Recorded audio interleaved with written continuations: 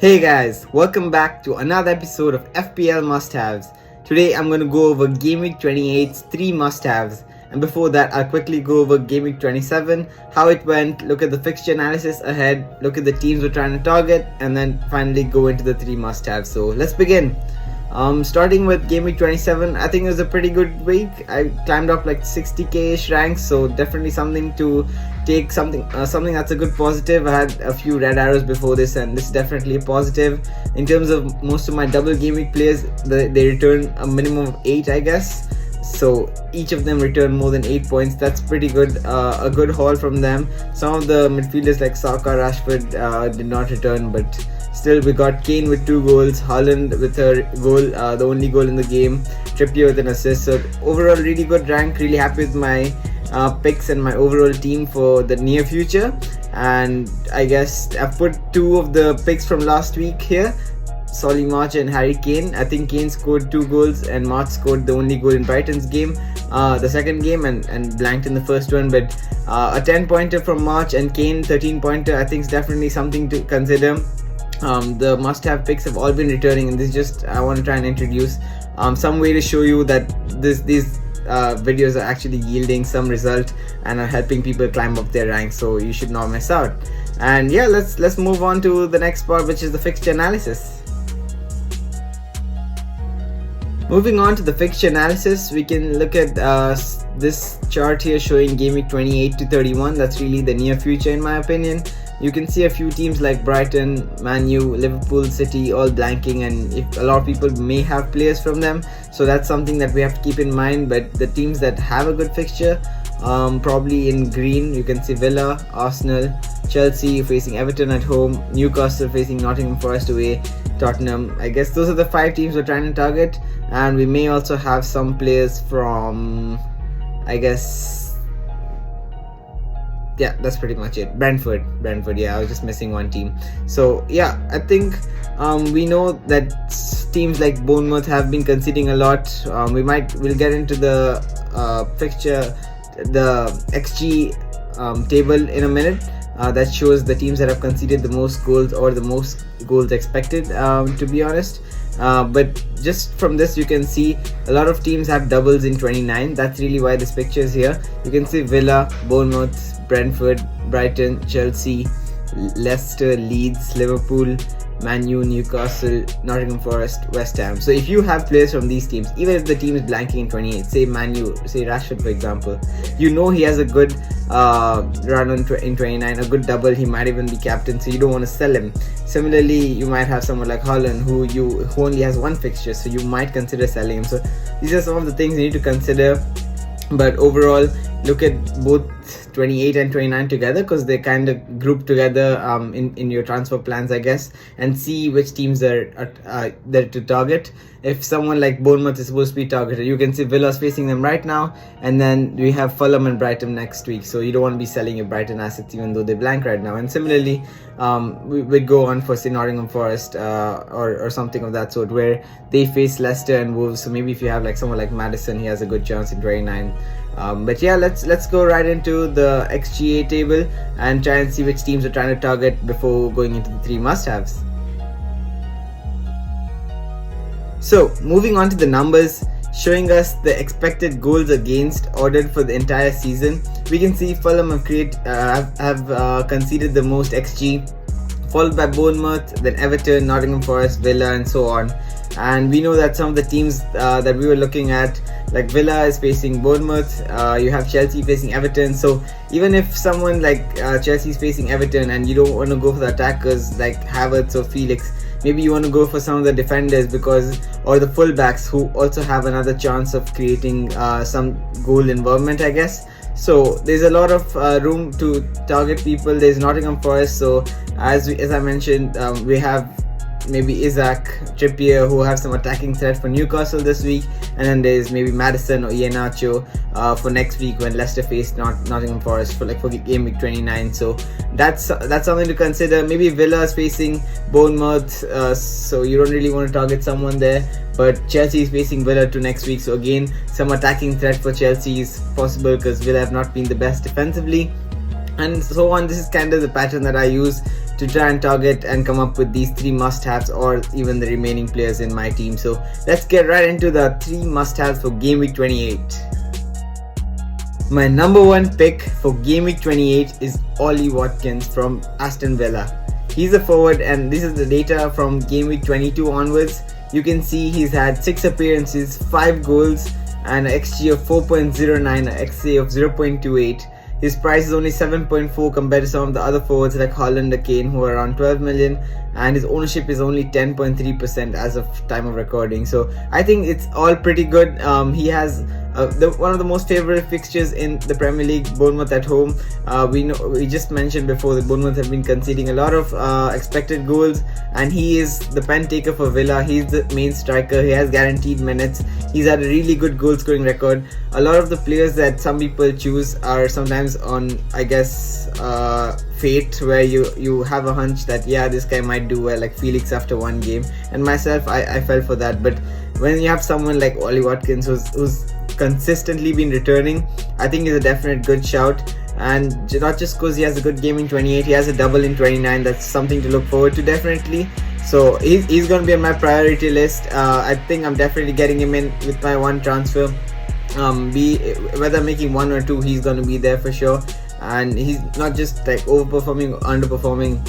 He has the XG, he has the goals, and he's at a good price. And if you're looking to offload someone like Haaland, who has only 1 fixture over the next 2, definitely get Watkins in, because he has 3 fixtures and he definitely has a good chance of outscoring Haaland, although it's not really predictable with Haaland scoring 5 nowadays. My number 2 pick for Game Week 28 is going to be Ben Chilwell from Chelsea. I think he's been exceptional since his return. He's been starting regularly, so it's definitely not that big of a minutes risk as he was before. Even if they have 2 left backs, he's usually been playing in the left wing back position since they switched to a 5 at the back. So definitely something to consider. He's got 1 goal, 1 assist, and I kind of changed the metrics here into shots and key passes, because that's something I really found intriguing about him. He's had 5 shots, 7 key passes, and he's a defender. He gets points for any corners he takes. He gets points for clean sheet. Any tackles, he gets points for assists, goals. So he's really all-round package. He's really cheap too compared to many of the players you might be looking to bring in, and his ownership is a big thing. 4.9%, definitely a good differential. Many of you might not be very happy with the rank that you have right now, and he's definitely someone who can help you get up the ranks. He's in a Chelsea side that look much more defined and have a good shape. They've had good performances lately, like 3 wins out of 3, I think, and they're having a favorable run of fixtures too. They have a double in 29 against Villa, of course, and I think Leicester. So both teams who do concede a lot of chances. And they face Everton at home this week, so that's also a team that has been conceding a lot. So he's definitely someone who has some attacking threat. If he continues to be fit, he's going to be an exceptional player in the long run, not just for 1 or 2 weeks, but someone you can keep for a considerable amount of time. And yeah, he's got the clean sheet potential. You know how many clean sheets Kepa's got for us, and the same applies to him. He's in a side that were not scoring a lot of goals before, but were not getting scored a lot, and now he might have a attacking threat and a defensive attribute to himself. So definitely can have a good ceiling of like 12 to 15 points, and even more in the double. So my 3rd and final pick for Game Week 28 is Harry Kane, one of the most consistent players in this season. He's a forward from Tottenham who's scored 4 goals and 1 assist since Game Week 22, an XG of 3.39 and an XA of 0.67. I think he's been phenomenal. He just scored a 13-pointer in the last week, and even if Spurs play well or not, he's regardless going to have good shots, good goal involvement chances, and he's just overall a good player. And that's very important sometimes when a side is not doing that great and they just get 1 lucky chance. Your penalty taker comes, takes the shot, or someone just lays it up to him from a corner, and he just is at the back post to finish the tap in. So he's always there in the good places. And to a team like Southampton, who have been a bit better defensively recently, but overall have not been that great. And when you compare them to a side that has just scored 3 goals in the last fixture, which is Tottenham, I'd definitely expect him to at least give like 1 return in 28. And the good thing is that when a lot of people like Haaland are blanking and you want to move on to someone, you need a striker, and that's why I've put 2 strikers on this list. He's definitely one of the good options. Someone who's consistent, who has another game in 29 to against Everton, so that's another kind of side that has conceded a lot of goals in the whole season, maybe not as much after the World Cup. And he's also facing Bournemouth in game week 31, so that's a good fixture target. Bournemouth at home, one of the best fixtures. So definitely get him in, especially if you don't have him in already. His effective ownership is going to be pretty high, and I'm not just saying get him in because of that, but I think it's very valid why a lot of people have him. He's definitely providing good value. Even though he might be a bit expensive, I'm sure everyone at this point has a lot of funds with all the good cheap options, and he's one of the, I guess, prime captain choices too. He's got pens, he's the main talisman for Spurs, and they have a good fixture, I guess, Southampton away. So definitely probably like 40% of people are going to captain him in my opinion, and don't be shy to captain him if not Saka this week. So get him in. I think he completes the list, and he's a equally good option as Chilwell, but maybe just Chilwell's a bit higher because of clean sheets, and Chelsea has extra fixture in 29. Moving on to the final section of this video, the watch list. There's 3 players here that I want to briefly talk about that I might look to bring in the near future. One is Luke Shaw.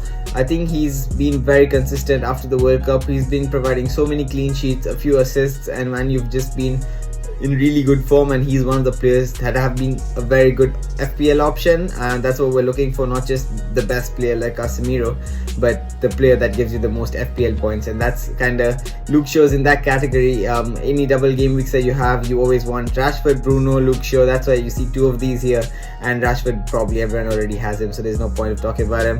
But I think Luke Shaw definitely provides that attacking threat on the left wing. He gives good chance of clean sheets with this Man U side that have been very consistent despite the 7-0 loss. I know that's a bit ironical, but he's regardless, they've been having so many 2-0 victories, so much confidence at the back, a back four that is one of the best in the Premier League. He's definitely one of the best choices, playing around 80 to 90 minutes every single game on average, so definitely not a problem in that sense.